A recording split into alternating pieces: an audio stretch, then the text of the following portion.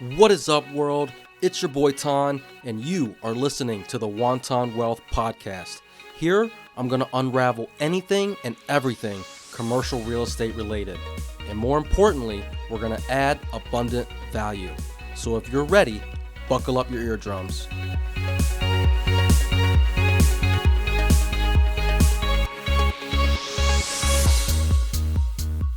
Yo, what is up, everybody? Hope you guys are all doing well. Today, we're going to be talking about property classifications.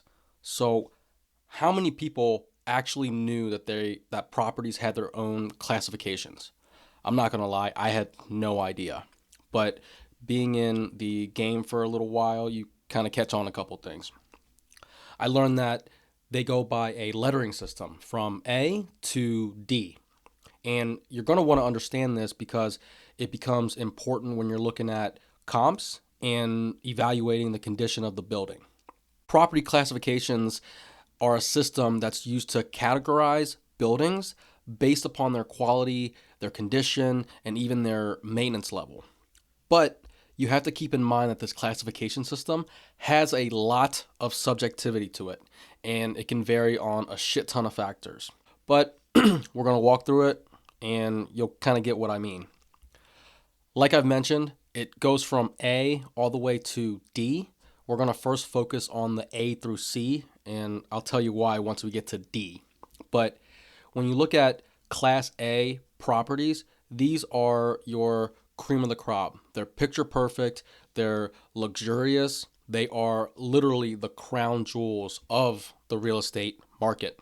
These buildings are roughly brand new to maybe 10 to 15 years old. They're the most pristine structures in town. They got modern designs, they got top-notch amenities, you name it. Like, picture Donald Trump's building. It's a gleaming skyscraper, right? That, and then you got the most badass apartment complexes with pretty much every amenity in there. It makes you want to live there. These properties are going to command higher rents, pretty much at the top of the market, if not more. And they cater to tenants who are looking for the epitome of luxury living. They cater to your bougie ass clientele. Now, moving on to Class B properties, these are the most reliable and more affordable properties. They're not as shiny, they're not as new as your Class A properties, but they still offer quality accommodations with well-maintained interiors, and they're still in a pretty desirable location. These properties are roughly 10, 15 years old to maybe 20, 25-ish, and they appeal to a broader range of tenants because they strike a nice balance between affordability and comfort. So once we get to the bottom of the rung, we got Class C properties. These are essentially your hidden gems in the real estate market. They're definitely older. They're 25 plus years old, probably 30 plus years old. They're going to show a little bit of wear and tear, and not a lot of people are going to find these things appealing. You can see kind of a little bit of the deferred maintenance on the outside. They need a little bit of that TLC. And their rents are not going to be as high as B-class properties because obviously they're not in a similar condition, right? Now, lastly, we have D-class properties. These essentially get an honorable mention because they're typically properties that we tend to avoid. They're located in economically disadvantaged areas. They're in major disrepair, and these properties are definitely not for the faint of heart. They require a really, really heavy lift, if not a full-on major rehab.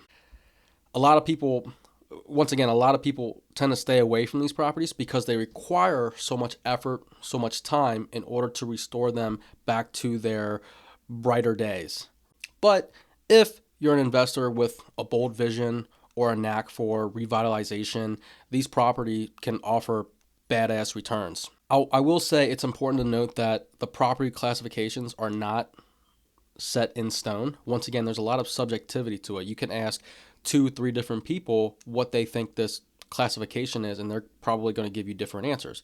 And that's because, once again, it's based upon several different factors. We got demographics, we got location, we got market trends, and they all play a significant role in determining the classification of the property.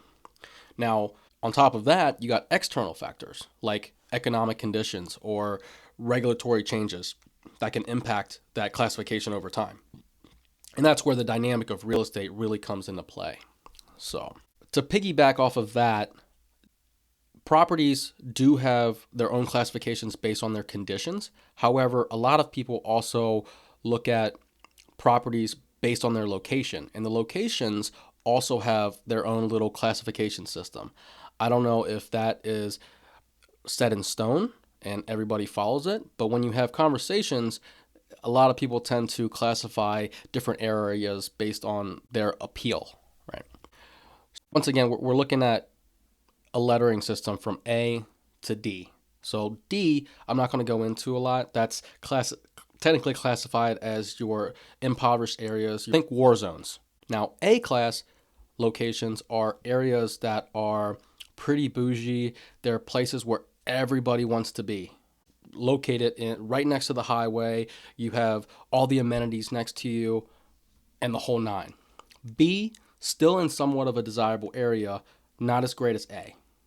Now, C is probably where your blue-collar clientele is going to stay at. Definitely more affordable.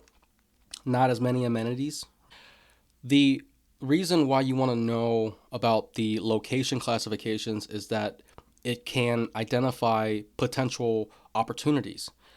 You never want to buy a high-grade property in a lower grade area. The location is the biggest factor within real estate. And for example, you don't want to buy an A-class building in a B or C area, nor do you want to buy a B-class building in a C area. If you bought a B-class building in an A area, that's wonderful.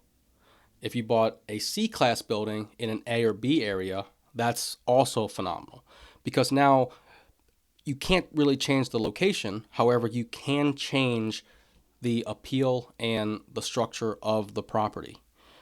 If you buy a property that's a higher grade classification in a lower grade area, you're going to be buying at the top of the market. That property is going to be the most expensive in that market. The only direction that it's going to go is down, because over time a property will deteriorate in some way, shape, or form. You're not going to be able to gain any potential value from doing that. Whereas if you bought a B property or a C property that needs a little bit of that TLC, however, they are in a fantastic location, you are not necessarily speculating, but you know that you're going to buy something that's undervalued in a phenomenal market.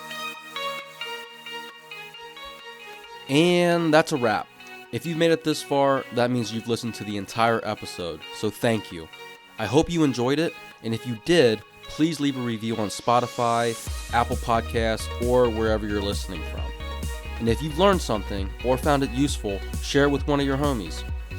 And if you want to get in touch with me, I'm pretty active on IG. My handle is pro_TANH.